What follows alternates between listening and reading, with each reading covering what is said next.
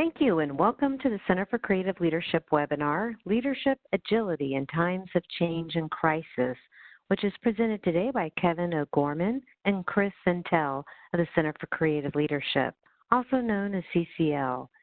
My name is Tracy Dobbins, and I'll serve as your CCL webinar moderator for today's session. At the Center for Creative Leadership, our sole focus is leadership development, education, and research. We are excited to share information to increase your leadership agility in order to make strategic decisions and ignite commitment to move your organization forward in times of change. I'm pleased to have with us today Kevin O'Gorman. Kevin is a senior faculty member of Strategic Solutions at CCL's campus in San Diego. And joining Kevin is Chris Centel, who is a Leadership Solutions Facilitator, also based out of our San Diego office.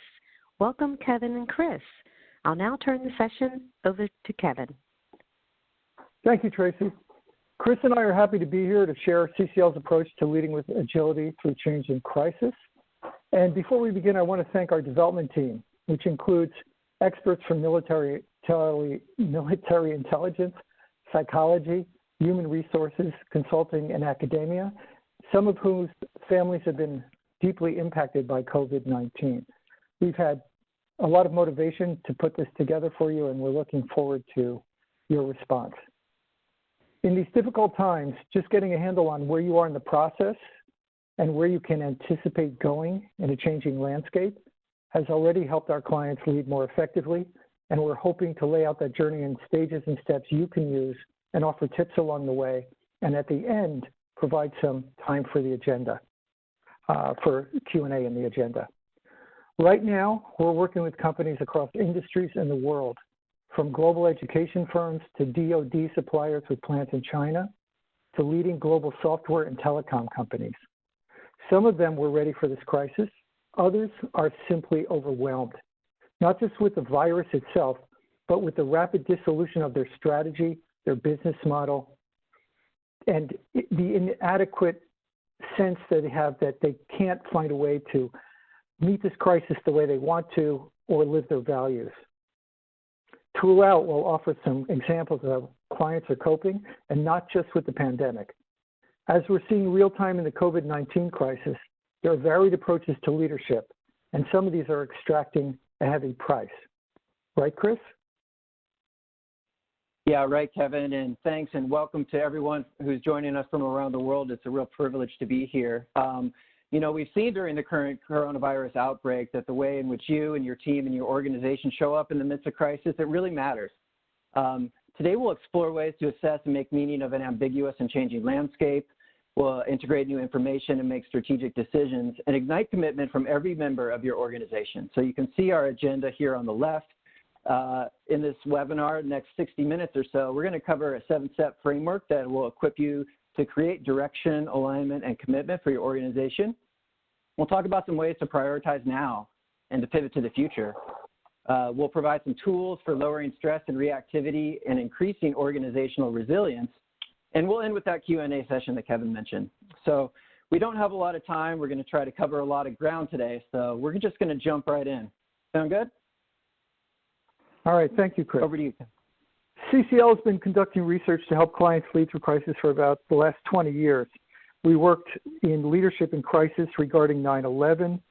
Stepping into the void was a piece we did with Hurricane Katrina, and now with COVID-19, where we're looking at how to lead through crisis and how to anticipate and pivot to a post-crisis world. What we've learned working with clients is that right now, you will probably be in very different places along the crisis continuum, depending where you are in the world, the kind of industry you're in, and how you've responded and at what time stage throughout the crisis. And knowing where you are, where you're going, will help you lead more effectively through every part of it. Let's start with the 3 stages we see in every crisis: assess, act, and evolve. The assess stage is often underutilized and may seem counterintuitive.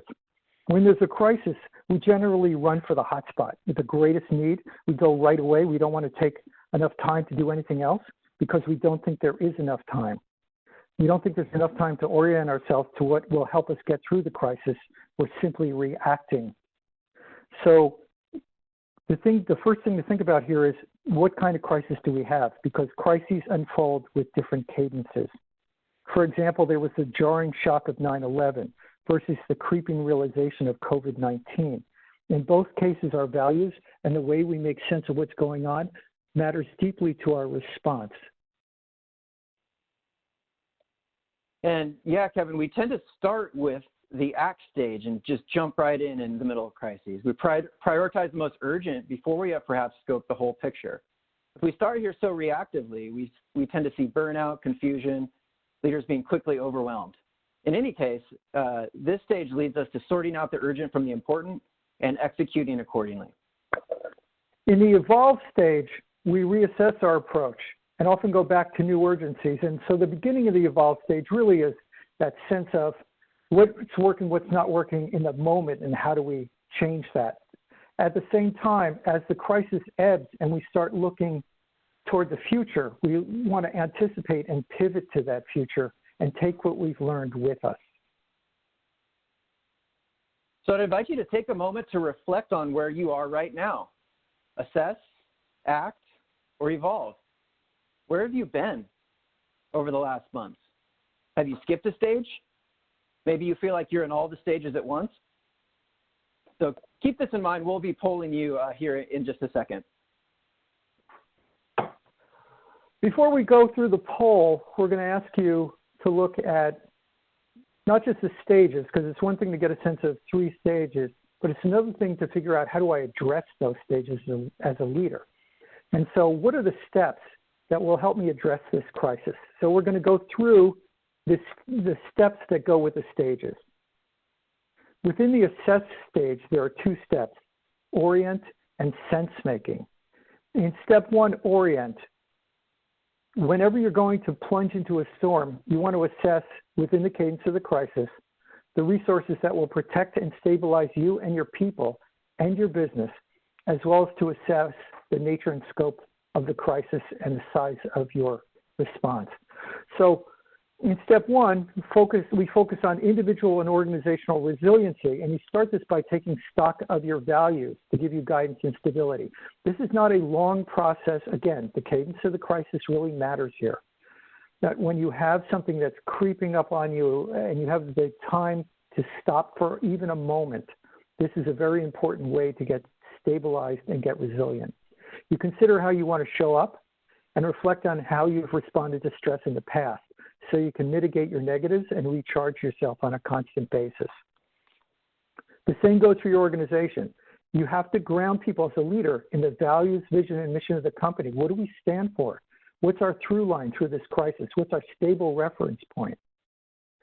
That's step 1, orient. And step 2, sense making. This is when we collectively determine the nature and scope of the crisis and create a forum for leadership and action. You need to think about who gets invited into responding to this crisis, and if all voices will be heard equally.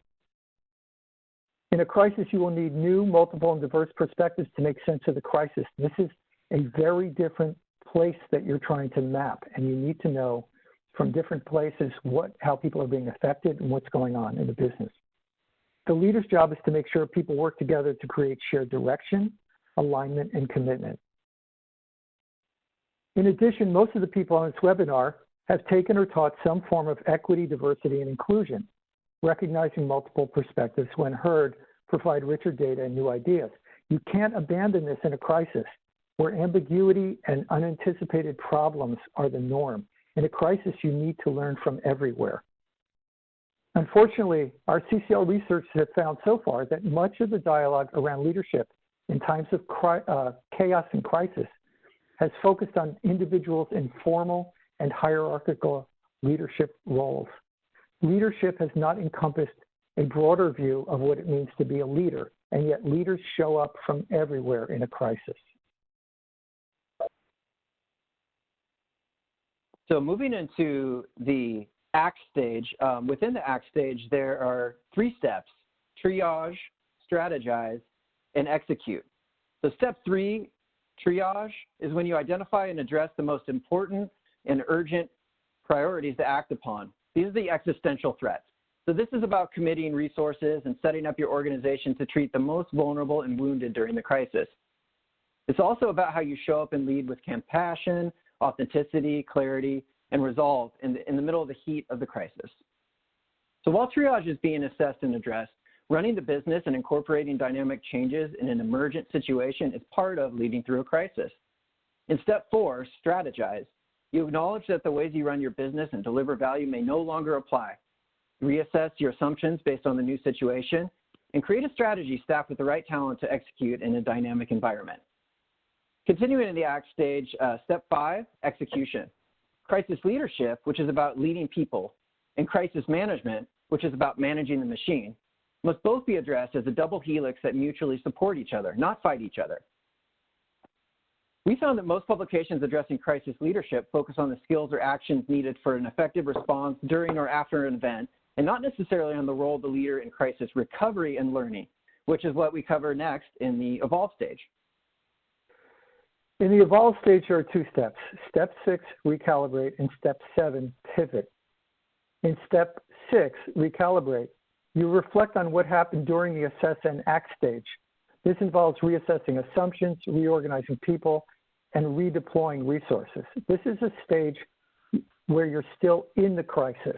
You're simply pulling back long enough to be able to take a look at what's going on and recalibrate.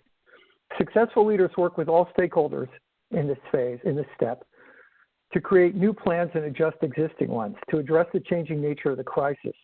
So this is an iterative process. You may go back through steps 1 through 5 multiple times. You may jump around a bit, especially if the crisis reemerges or comes in waves, or you see a place where you really needed to spend more time and hadn't done that, and you need to recalibrate accordingly. As the emergent crisis horizon diminishes and before a new normal has gelled, leaders must anticipate new conditions and position themselves, others, and the organization to thrive.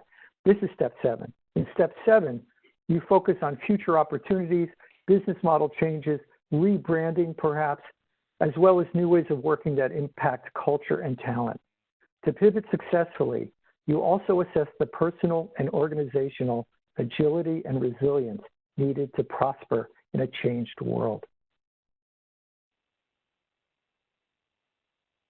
So that was an overview of the 3 phases and associated steps. But before we dive a little bit deeper, we want to invite you to complete a poll that it looks like just came up here. Tracy's going to walk you through it. Yes, you have the option of selecting multiple responses, so please do that now. You have choice of A through G, and click on the Submit button. We will tally those responses and share the results.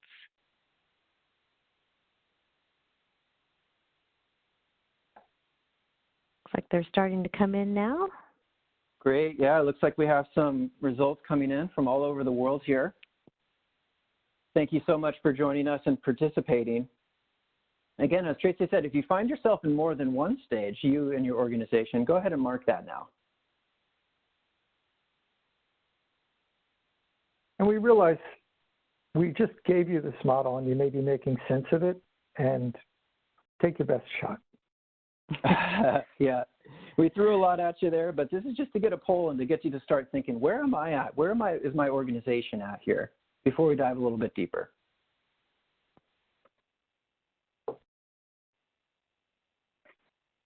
We're starting to see results. Yeah, the results are in. Great, Looks so the like, results are in. It looks, go ahead. No, go ahead. It looked like D&E, strategize and execute, are the highest results. Absolutely, it looks like strategize has about 47%, execute 48%. The majority of the people on this call find themselves in that stage.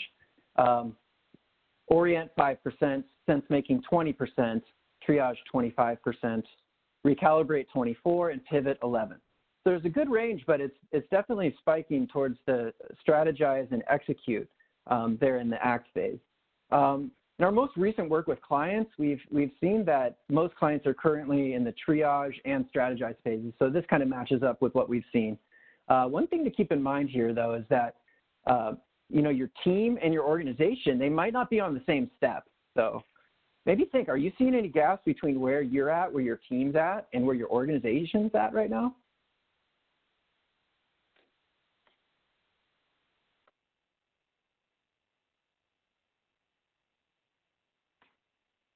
Now we're going to explore each of the stages and steps in more detail.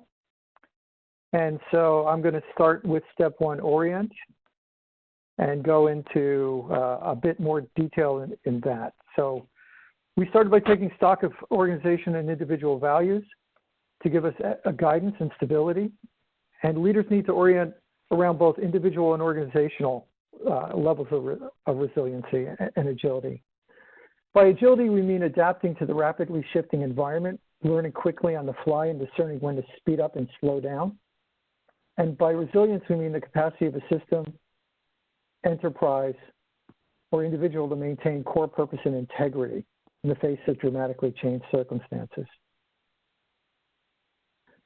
Microsoft, as an example, has been spending some time definitely figuring out how they can be resilient, how they can keep their people employed in a technical environment where demands are certainly ramping up and changing. And we're seeing with them a very values-based approach, which we'll be talking about in a bit more detail later. Yeah, so Kevin's highlighting the agility piece here. In terms of resilience, some recent research by our organizational leadership group pointed out that there's no commonly accepted definition of organizational resiliency. So that definition that you see there, the capacity of a system or enterprise or individual to maintain core purpose and integrity, that's taken from Zolli.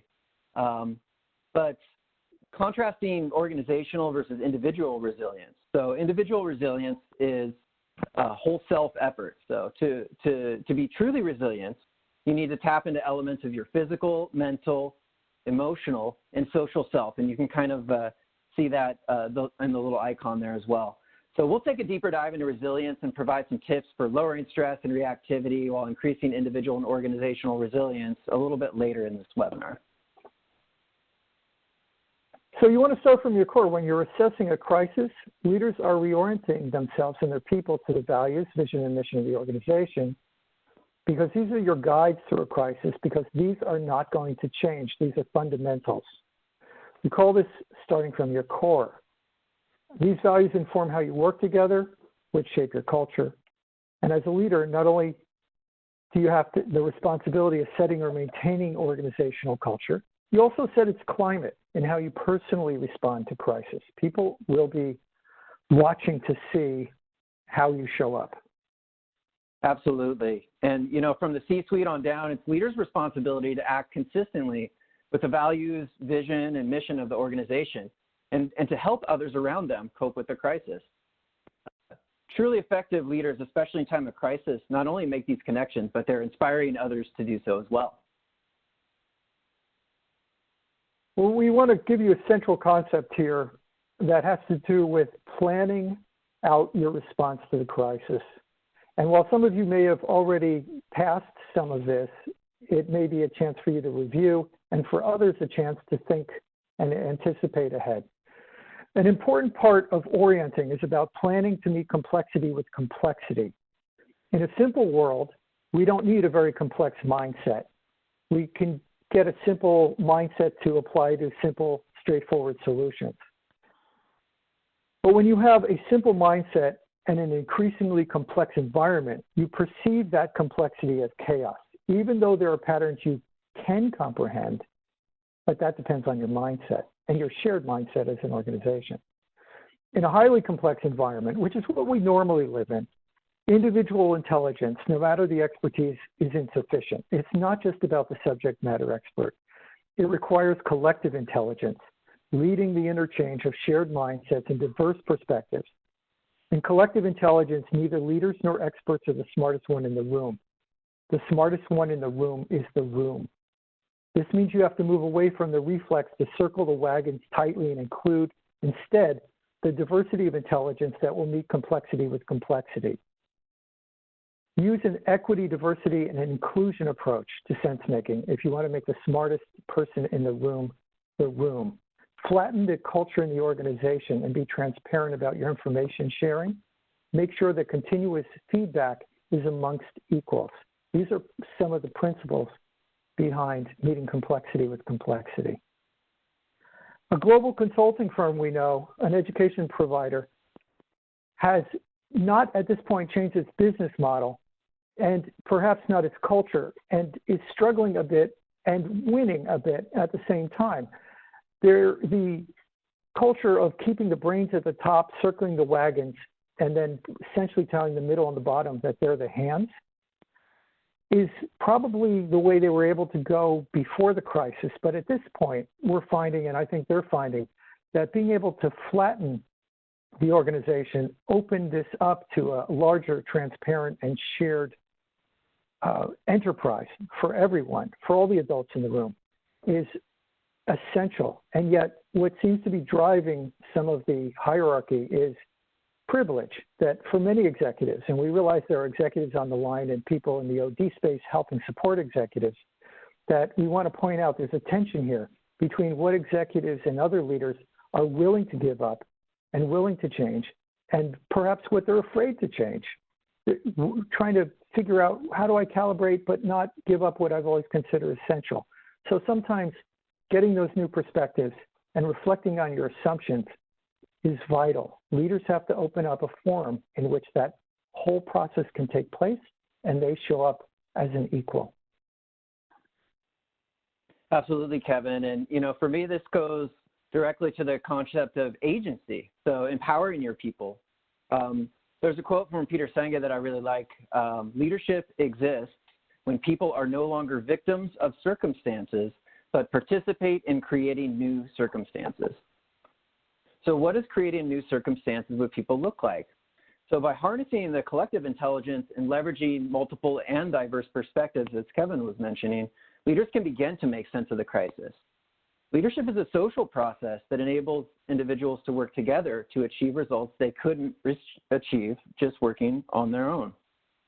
So you can tell if leadership is happening in your crisis response team or across your organization right now by looking for 3 outcomes, and you may have seen this before. But these 3 outcomes are direction, which means agreement on goals, alignment, or coordinated of shared work, and commitment, which involves group trust, motivation, responsibility. So direction, alignment, commitment. That's a concept that we've developed here at the Center for Creative Leadership. Definitely applicable here in a crisis situation. Our colleagues from CCL, Cindy McCauley and Chuck Pallas, are about to publish a paper that explores what direction, alignment, and commitment looks like in a crisis. So keep an eye out for that. For each step, we'll be providing some takeaways too. And one of the tips we have here is, if you're experiencing burnout at the stage you're in, and a lot of people talked about strategize and execute in the poll, if you're experiencing burnout at this point, and we're not talking about first responders who are just doing an amazing job, but if you're feeling it anyway, or you're feeling adrift in the crisis, you may have skipped this step of grounding yourself and grounding the organization first. You may want to revisit your values, revisit how you want to show up, and make sure that you're doing what re-energizes you.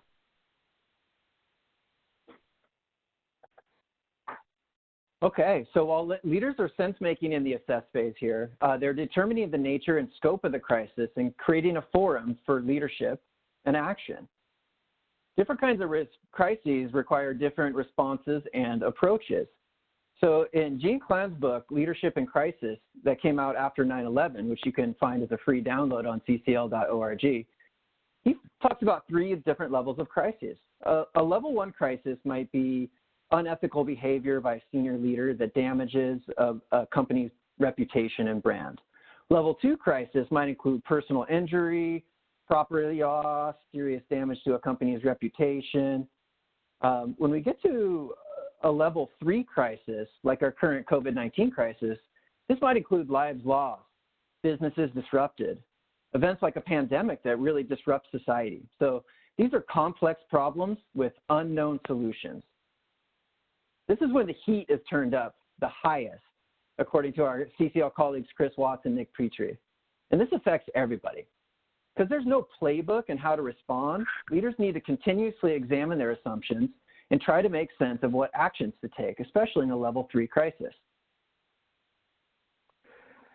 So now that you've invited a robust resource of people in step 2 for sense making, you have to lead your people through a collective conversation to make sense of what's going on, and mostly to prioritize the urgent now from the important soon.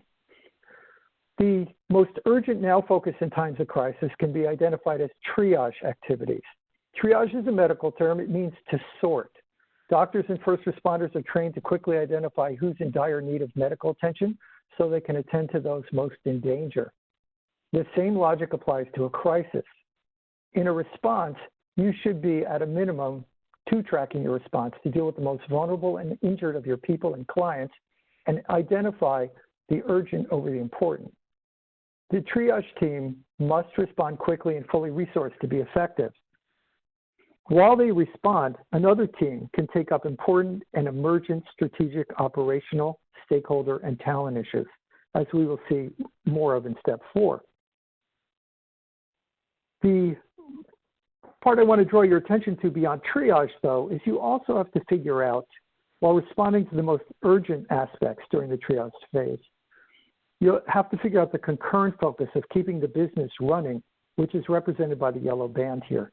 By daily operations in the upper left, we mean day-to-day concerns and activities that focus on time, quality, budget, those kinds of parameters. By deliberate strategy, we mean the pre-crisis business strategy upon which the continued success of the business has been based. And by emergent strategy, we mean the new opportunities as well, a shift where you may have a shift in focus and priorities needed to cope with the crisis. So we'd like you to respond using chat now. Of these 4 quadrants, where are you spending most of your energy, focus, and resources? And maybe if you could, tell us whether or not you feel like you're keeping a concurrent focus, where you're handling the red and the yellow zones together. So please take a moment in chat to tell us, of these 4 quadrants, where are you spending most of your energy, focus, and resources, and whether or not you're keeping a concurrent focus.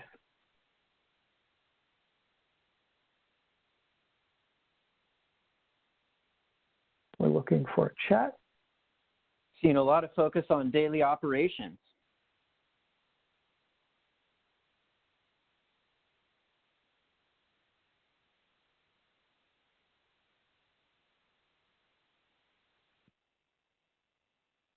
Yeah, it looks like a lot of responses are daily operations. Yeah, definitely. Trying to keep the lights on for sure.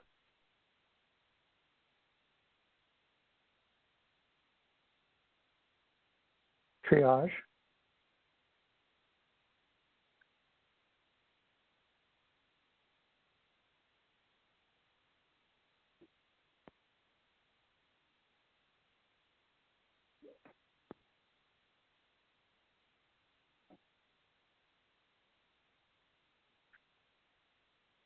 All right, Great. Deliberate well, quite a mix. Quite a mix. Tracy or Chris, you seeing any particular?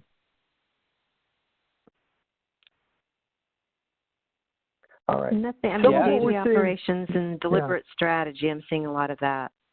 Yeah, and I'm also seeing, probably depending on the industry you're in, there are places where you are still very much in triage and undoubtedly need to be as you go through this. And what we're suggesting is try and keep that concurrent focus at the same time. There may be cases where you need to split this into teams, which is something we're going to certainly recommend as we go forward. We appreciate your comments, and hopefully you've had a chance to get a sense of where other people are at the same time, which is very important for collective sense making. So one of the things we're saying here is, once you've conducted this session, to go back to the session where you make sense of the red and the yellow, is to conduct that session. It's something we do for people. It's something you can do as well. But again, make sure that tent is large enough to bring in all those perspectives, and take everything that people have brought to ensure you have a common frame for the crisis. It's one thing to figure out the priorities, it's another thing to frame it. Absolutely. And so kind of after this collectively sense-making of the emergent situation with others, leaders can begin to frame the crisis by communicating through the use of metaphors. This is important because ultimately leadership is about the co-creation of new realities. The power of using metaphors is that they ignite mental models in others. They include an implied logic that frames a situation, indicates what kinds of roles and relationships people should adopt, and defines what is valued and also what success looks like. So what metaphors have you heard during the coronavirus crisis? Perhaps we're fighting a war against a virus, or it'll be a long journey until our organization recovers. What have you heard?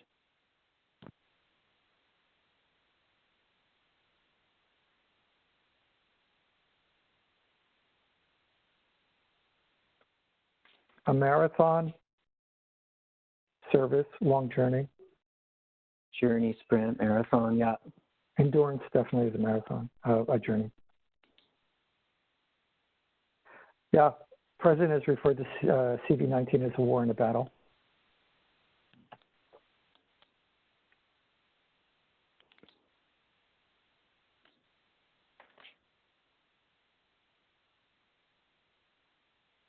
Seeing lots of new normal responses. Cluster, etc. Yes.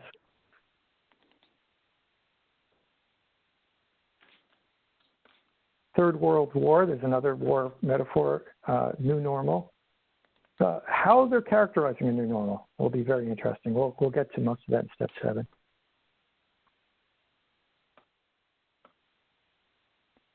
Uncharted waters, yeah. What you're doing while you're doing this really for all of us is we're getting a little collective intelligence and sense making out there to hear how different people are hearing this. And we're going to go into a little bit of how you want to craft that that's congruent with your branded values in a moment.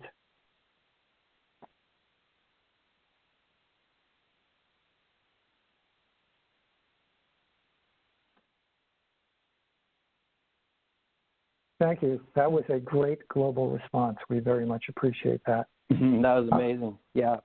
Feel free to keep going, but I'm gonna keep going on the metaphors. When we look at metaphors, like I just said, they have to be congruent with the values that you identified in step 1, orient.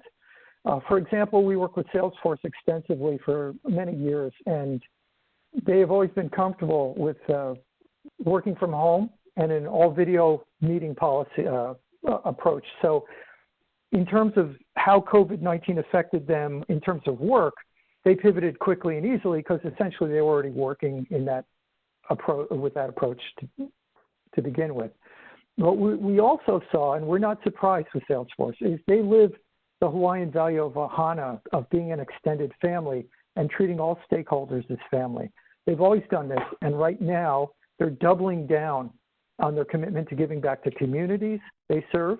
They've promised no significant layoffs for 3 months. They've donated significantly to cities in need. They're offering $5 million and $10,000 grants to small businesses.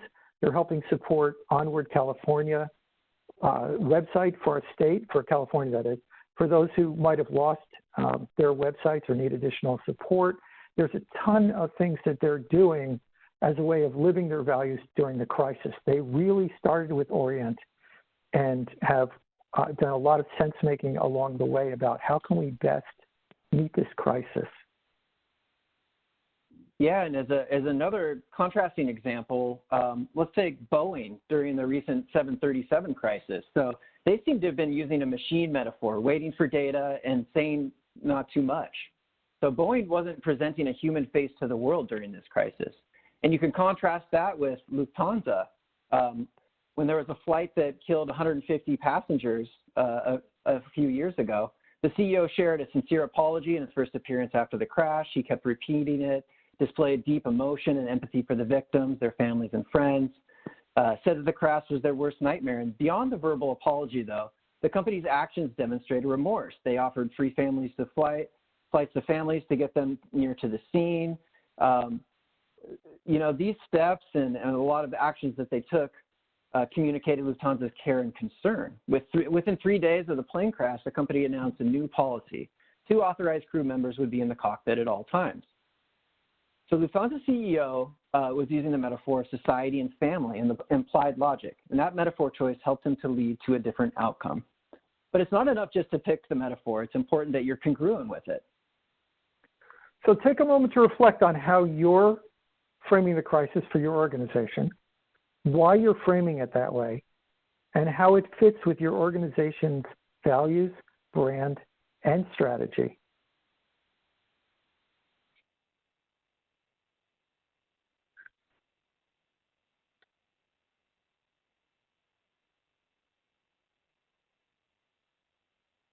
During the COVID-19 crisis, we've often heard the war metaphor used. We've also heard of metaphors colliding. And as you've shown in your chat, there are a lot of metaphors floating around and flying around. And in some cases, these are extremely incongruent. And sometimes they show up incongruent even in the same supposedly orchestrated press conference. Are there colliding metaphors in your organization that are causing confusion? It's one of the things you would want to think about. And which ones most show your values and create the congruence and the message that you can live moving forward? This is a time to stop and reflect. So if you want to lead this process successfully and learn the process, we'll include a link to some of those materials. You'll get that afterward. I think Tracy already put that in there. In the next stage, in the assess stage, as leaders, we have created stability, guidance, and resiliency for ourselves and others. We've created a forum for collective intelligence so we can meet complexity with complexity. Now, in the triage stage, we're moving into the action stage. So we're separating the urgent now from the important soon, as I mentioned earlier. This is where you really are doing that work as opposed to planning for it, which you did earlier. This is a stage where we agree on priorities and we set up a virtual operations room.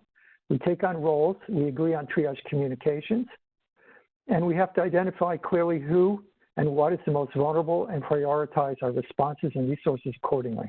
This is triage, which means to sort people first of all, and then of course, impact on other stakeholders and the business. Existential risk fits in the urgent now on this 2x2. In the interest of equity, it's important that we do not assume an equal response will have equal impact. We have to take into account there are intersections of impact. Some people will have multiple vulnerabilities and need to be assessed with this in mind. Obviously, we go back to this step sometimes every day as different factors of a dynamic situation emerge. Some of you may have gone into triage, come out, been more in strategize and execute, and had to go back into triage depending. We all may have to do that again in the coming months. It's also why getting and aligning the diverse perspective in step 2 is so important, because if you have a better map, you're going to have more effective triage. We also suggest at this stage you create a virtual operations center or a war room, depending on your metaphors, or a nerve center, to direct communication and resources efficiently. And we're providing you with some links about how to run that kind of large sense-making meeting and construct a virtual operations room. Those are the mechanics, and they're very important, but they're far from sufficient. As leaders, how we show up as a human being during triage is essential. Yeah, absolutely. You know, how you show up, it's so essential in acknowledging, you know, as leaders that triage can be painful and taxing. Let me give you an example. So my wife's hometown of Bergamo, Italy, is one of the hardest hit cities in the coronavirus pandemic. In this town of about 120,000, almost everybody knows somebody who had their lives impacted, often tragically. And the town has already experienced a lot of deaths. This is still an ongoing thing in Bergamo, as it is in many locations around the world. Bergamo's mayor and the head medical officials were desperately trying to understand the rapidly evolving situation, while hospitals were being overwhelmed by patients in need of desperate support. So in the middle of this crisis response, they or anyone could not have gotten everything right. But even in a situation that was incredibly complex, they were able to show up for their citizens in a way that made them feel supported. They showed clarity in their efforts to communicate transparently that they didn't know all of the answers. They showed resolve in coordinating the local response and mobilizing volunteers to build a field hospital in record time. And they showed authenticity and compassion in interviews that the crisis has taken a toll on them, their families, and their community. So as we talked a little bit earlier in step 1, orient, it's important that we're resilient. This means bringing our best selves to triage situations that are so difficult and being conscious about how you show up. So take a moment to reflect. Think about a time where you brought the qualities of compassion, authenticity, clarity, and resolve to an urgent situation, or when someone did this for you. What kind of difference did it make? Think about how you're showing up now. To what degree do you know that you need to show up with some of these qualities, but are too exhausted because you're in the middle of an exhausting triage and you jump straight into that? How you show up matters. And in a crisis filled with ambiguity, being able to say in front of people, I don't know, and hear from others rather than quote unquote take the lead is extremely important. At the same time, people have been so good around the world at rushing toward what needs to be done. And so one of the things we want to emphasize here is that if you look at the third bullet here on creating an accountability culture, that while most people will show up and simply be accountable, you want to make sure that you have direct and timely feedback, really quick feedback in a dynamic changing crisis.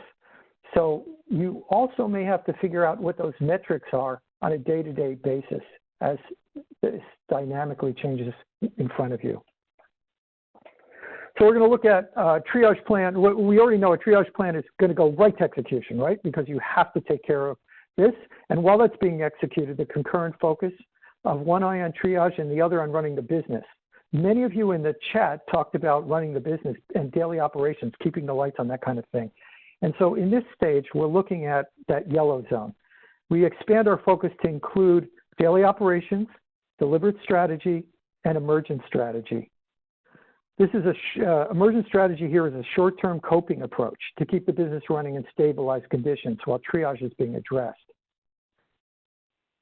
It's not as urgent as triage, and yet it's part of sometimes keeping the lights on. To illustrate with an example that I think we're all familiar with, in different industries, you have supply chains, key customers, high-touch, face-to-face strategies, and some of these may fall into different quadrants. But take a look at restaurants. They have lost face-to-face gatherings as their deliberate strategy. Some have transitioned to takeout services, and that is a different kind of daily operation, but it's also an emergent strategy. For those restaurants who already had takeout, they're just using this as a piece of their deliberate strategy. Yet for some restaurants, it's a new approach. There's a new learning curve, and it's an emergent strategy. In either case, they have to manage a dynamic supply chain, a dynamic food supply chain right now, finding new ways to advertise, creating new menus for a stay-at-home populace. And as we said before, they have to have a concurrent focus. They have to take care of workers who might be sick or at threat of being sick and are vulnerable. And they have to deal with a cash flow crisis. And these may be in the red triage quadrant, of course, and yet they have to keep the focus on the yellow, often to help support the red.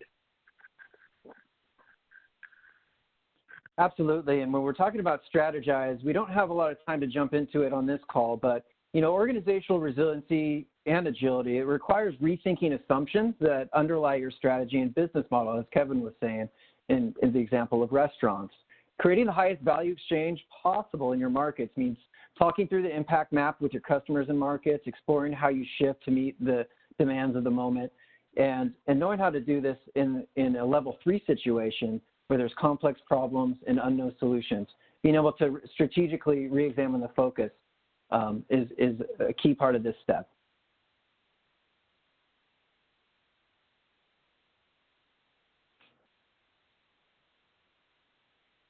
So leading and managing the process of business in a virtual double helix, where one enables the other, is essential here. And we'll look at how you do this in the next section. So we're keeping a concurrent focus on triage and strategizing here in step 5 as we continue to execute. So this step is where you look through 2 lenses about how to execute. The first lens explores where you lead and where you manage. The second lens is about whether you're solving problems or managing tensions and trade-offs that we call polarities.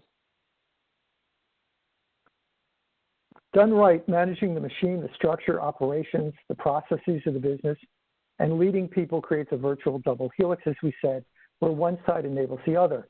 Sometimes we see organizations fight over these two areas, as if the human side and the machine side are opposed to each other. But really, the decisions you make on one side greatly affect what happens on the other side, and both are vital.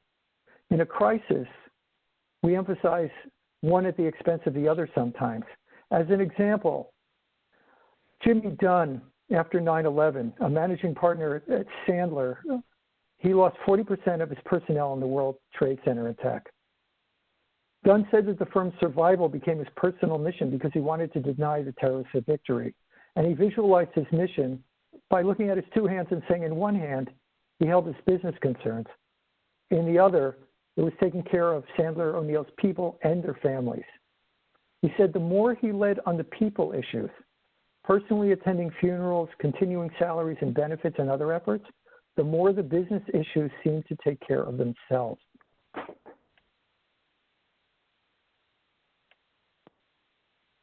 Absolutely, and another lens on execution here is problems and polarities.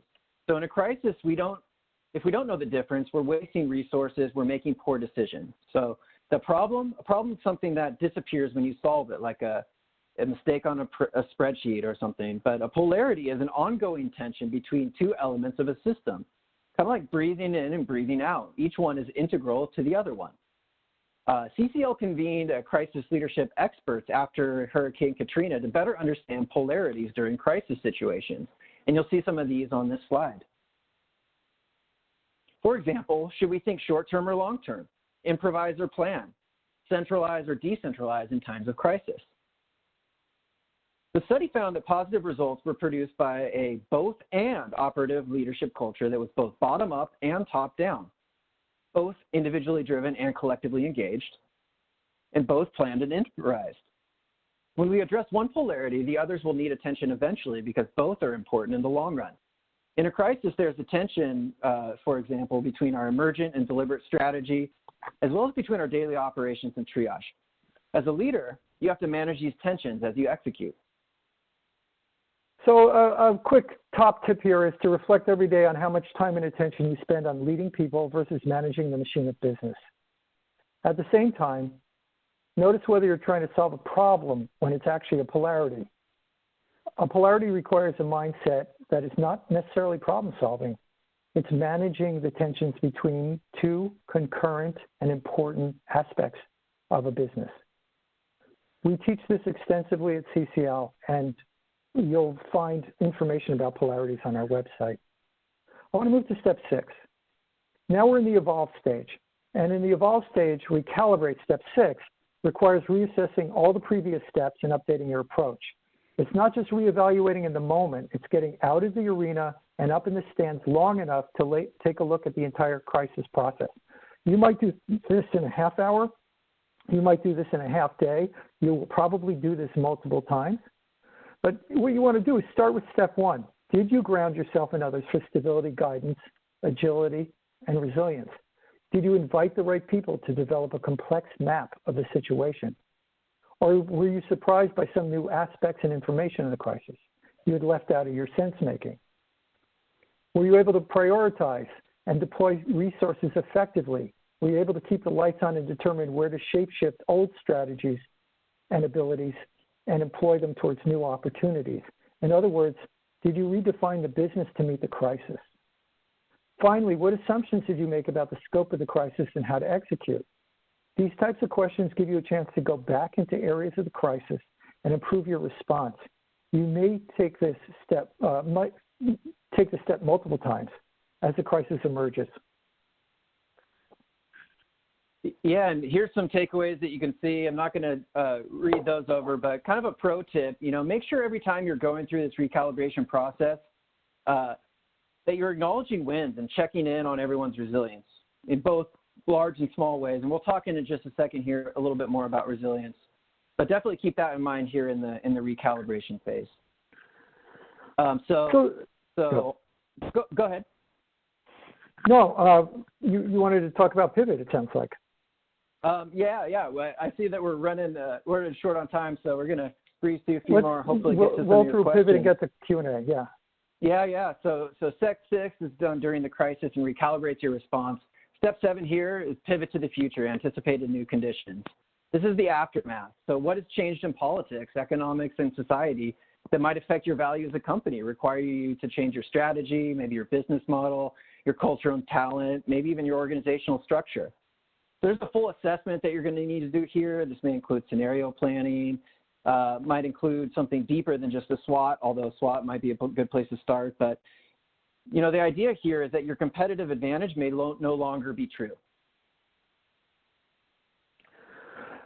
So the goal in this step 7, is to pivot to a new world. And in some cases, let's face it, the businesses are depleted. People are tired. They want to get back to normal, and normal no longer exists. And so what is this new world, and how do we anticipate it, and how do we re-strategize, as Chris was just saying? And the goal is to create enough resiliency and agility to pivot the company, both its operations, process, and structure, and its people, talent, and culture.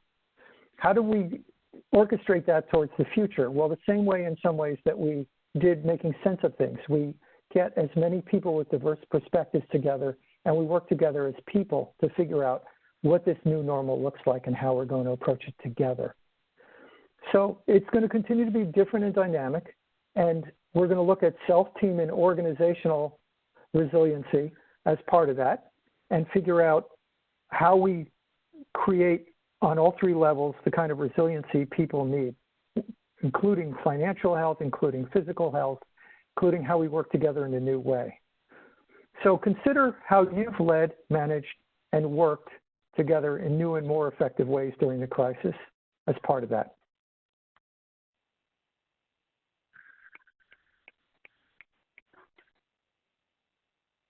Yeah, absolutely. I mean, in crisis, leaders need to be mentally aware, socially connected, emotionally positive, and physically fueled to effectively operate in a highly stressful time. So take the opportunity to check in with yourself as well as your team and your organization to assess and reassess your team's resiliency needs. Again, in step 7, you're looking at these resiliency needs in anticipation of how you're going to pivot successfully to the future. And so consider how you've led, managed, and worked together in new and more effective ways during the crisis. Take those learnings from the crisis. Wow, we actually can work well virtually across the world together. There are different ways to approach things. We have one company that said to us, after this is over, we're going to sell a lot of buildings. Take those forward. Maybe that's what's needed in the new world. A few more tips from our research. After 9/11, Gene Klon provided these tips for building individual agility and resilience. They're there on the slide in terms of facing your emotions, showing respect, focusing on the positive, et cetera, getting grounded. I think you've heard us say this a few times. So we're going to look quickly at at resilience and then move towards a question. Yeah, so just to touch on this, if you're interested in the topic of resilience, you can join us for an upcoming webinar about building resilience and leadership in the context of crisis and telework on Tuesday, April 28th. So during that session, we'll go into detail on 8 resilience practices that our research shows are the most effective in helping to boost resilience: sleep, mindfulness, reappraisal, savoring, gratitude, connections, contact, and exercise. All right, so we rushed the end a little bit there in terms of pivot, which is a huge step and one we plan on very soon giving its own webinar space, because we find that people are asking us already, okay, I get the first 6 steps and there are things we would do differently and we're going to do differently. We appreciate the mapping of this and the utility. At the same time, we all have to anticipate to the future, whatever it happens to be, and we want to get an understanding of that together quickly. So we will be offering that in the coming weeks, fairly soon actually. So when you think through the stages and steps and reflect on what you've done, missed, or still have to do going forward, what's one thing you need to do differently when leading a crisis based on some of the things that perhaps we ignited in your thinking Please type your answer into chat now. You have 30 seconds. Yeah, and while we're waiting for them, and you know, we're going to open it up to questions here in just a second. Just to, you know, kind of a note that we've been inspired by our clients and the amazing leaders that are on the front line of the coronavirus crisis. And our colleague David Bodendistel has been working with top leaders from the state of Washington, where the first U.S. case occurred. So these leaders, who remain under intense strain, have noted that the silver lining in the COVID-19 response has been that it's brought them closer together and made them more human and real with each other. This caring and human focus, combined with the analytical machine focus that we touched on earlier, that's really what leading with agility through change and crisis is all about.